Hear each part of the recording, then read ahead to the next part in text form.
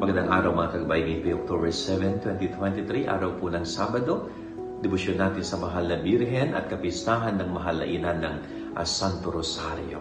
Maririnig po natin sa ating Ebanghelyo na yung 72 na pinili ng Panginoon para maging katuwang sa misyon, pagpapalaganap ng mabuting balita, ay nagbalik sa Kanya. At sila'y tuwang-tuwa na nag-report kung ano yung mga nangyari sa kanilang misyon. No, nakapagpalaya sila ng masasamang espiritu, mga inaalihan ng demonyo, nakapagpagaling din sila ng mga may sakit. No?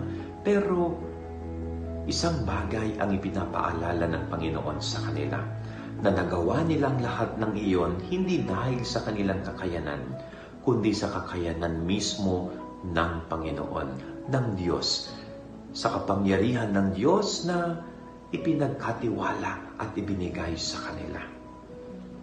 Ano pong gustong sabihin ng ating Panginoon dito? Very simple lang.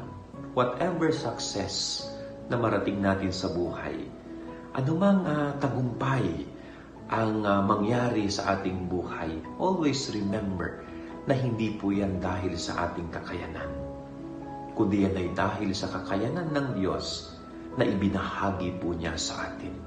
So ang lahat ng papuri, ang lahat ng pasasalamat ay palaging sa Diyos.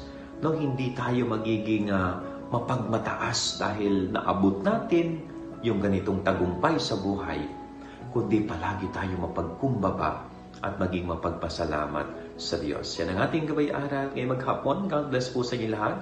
Pagpalain kayo ng Panginoon.